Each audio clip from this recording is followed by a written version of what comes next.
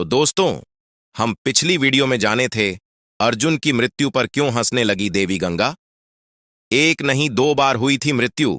आज की वीडियो में जानेंगे राजा दशरथ ने किया था माता सीता के साथ एक घोर पाप। चलो जानते हैं।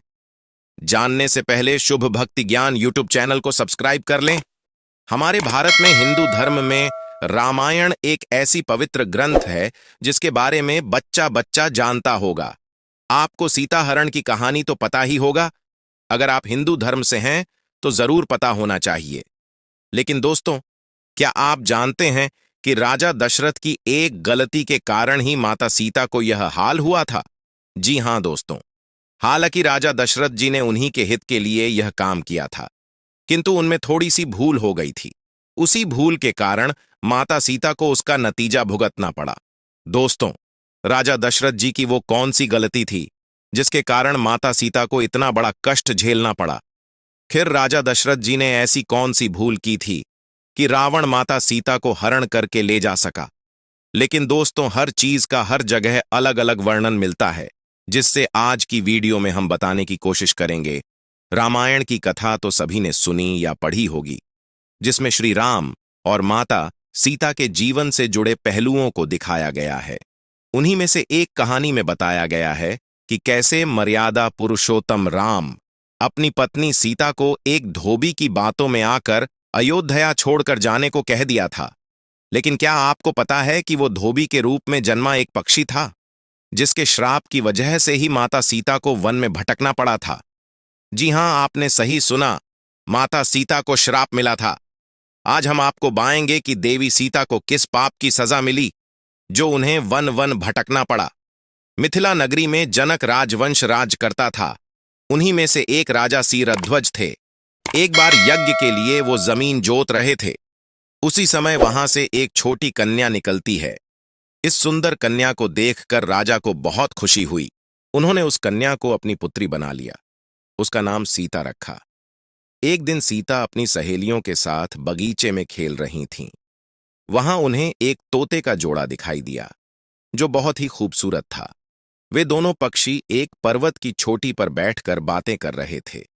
पृथ्वी पर श्री राम नाम से विख्यात एक बड़े सुंदर राजा होंगे। उनकी महारानी का नाम सीता होगा। श्री राम सीता के साथ कई वर्षों तक राज्य करेंगी। धन्य हैं वे जानकी देवी और धन्य हैं वे श्री राम। तोते की ऐसी बातें सुनकर सीता ने सोचा कि ये दोनों तो मेरे ही बारे में बातें कह रहे हैं। इन्हें पकड़कर मैं इनसे अपने जीवन से जुड़ी सारी बातें पूछ सकती हूं। इसीलिए उन्होंने अपनी सहेलियों से उन दोनों पक्षियों को पकड़कर लाने को कहा। उनकी सहेलियां उस पर्वत पर गईं और दोनों पक्षियों को पकड़कर ले आईं। माता सीता उन पक्षियों से कहती हैं कि तुम दोनों बहुत सुंदर हो, देखो, डरो नहीं, मैं तुम्हें कोई नुकसान नहीं पहुंचाऊंगी। तुम बस मुझे ये बताओ कि तुम कौन हो और कहां से आए हो। राम कौन है और सीता कौन है? तुम्हें उनके बारे में कैसे पता है?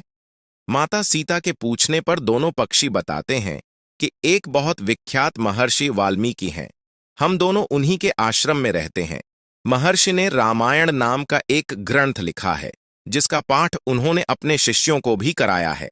उन पक्षियों ने सीता को यह भी बताया कि इस ग्रंथ में महर्षि वाल्मीकि ने बताया है कि महर्षि ऋष्यशृंग के द्वारा किए गए पुत्रेष्टि यज्ञ से प्रसन्न होकर भगवान विष्णु, राम, लक्ष्मण, भरत और शत्रुघ्न ये 4 मानव शरीर धारण कर पृथ्वी पर जन्म लेंगे।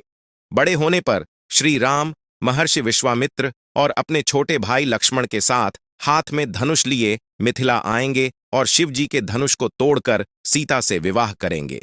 फिर उस पक्षी के जोड़े ने कहा, हे सुंदरी, हमने तुम्हें सब कुछ बता दिया, अब हमें छोड़ दो, हम जाना चाहते हैं। पक्षियों की बातें सुनकर माता सीता के मन में और भी बातें जानने की इच्छा हुई।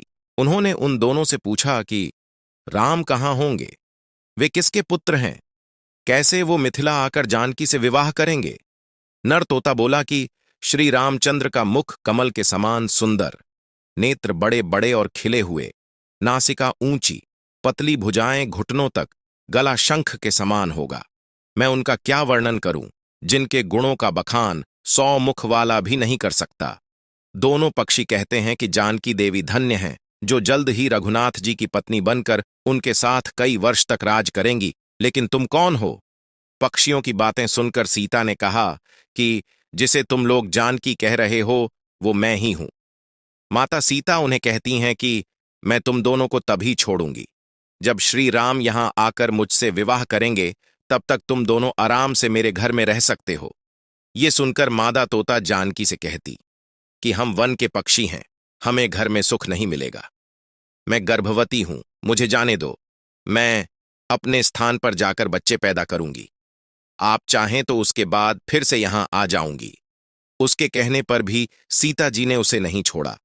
तब उसके पति यानी नर तोते ने कहा, सीता, मेरी पत्नी को छोड़ दो, वो गर्भवती है। जब ये बच्चों को जन्म दे देगी तब उसे लेकर मैं फिर तुम्हारे पास आ जाऊंगा। तब माता सीता ने कहा, तुम आराम से जा सकते हो, लेकिन ये मुझे बहुत पसंद है। तुम घबराओ नहीं, मैं इसकी अच्छे से देखभाल करूंगी। जब सीता ने उस मादा तोते को छोड़ने से मना कर दिया, तब वो पक्षी दुखी हो गया। पक्षी दोबारा सीता जी से निवेदन करता है कि मैं अपनी पत्नी के बिना जिंदा नहीं रह सकता, इसलिए इसे छोड़ दो। माता सीता, तुम बहुत अच्छी हो, मेरी प्रार्थना मान लो। इस तरह उसने बहुत समझाया, लेकिन सीता ने उसकी पत्नी को नहीं छोड़ा। तब मादा पक्षी ने क्रोध में सीता को श्राप दिया कि अरे, जिस प्रकार तू मुझे इस समय अपने पति से अलग कर रही है, वैसे ही तुझे भी स्वयं गर्भवती की अवस्था में श्री राम से अलग होना पड़ेगा। कुछ दिन बाद पति से बिछड़ने के दुख में मादा पक्षी के प्राण निकल गए। पत्नी की मौत हो जाने पर नर पक्षी दुखी हो गया। फिर वो सीता जी से बोला कि मैं मनुष्यों से भरी श्री राम की नगरी अयोध्या में जन्म लूंगा। मेरे ही कारण तुम्हें पति के वियोग का दुख उठाना पड़ेगा। ये कहकर वो वहां से उड़ जाता है। कुछ साल बाद उसका जन्म अयोध्या में धोबी के घर हुआ। उस धोबी के कारण ही सीता जी का अपमान हुआ। उन्हें अपने पति श्री राम से अलग होना पड़ा। उस तोते का श्राप ही सीता जी के पति श्री राम से बिछड़ने का कारण बना। इसीलिए जब माता सीता गर्भवती थीं, तो उन्हें भी पति से दूर वन में रहना पड़ता है। आपने अक्सर लोगों को कहते सुना होगा कि हमें हमारे कर्मों का फल हमें यहीं मिलता है। इस कहानी से ये बात सिद्ध भी हो जाती है कि कर्म के फल से कोई भी नहीं बच सकता, फिर चाहे वो भगवान राम हो या सीता, सभी को अपने कर्मों को फल भोगना पड़ता है। तो दोस्तों, आपको कैसी लगी राजा दशरथ ने किया था माता सीता के साथ एक घोर पाप? अच्छी लगी होगी तो वीडियो को लाइक कर देना और चैनल को सब्सक्राइब कर देना। मिलते हैं नेक्स्ट वीडियो पर और कमेंट में जय श्री राम लिखना ना भूले। धन्यवाद।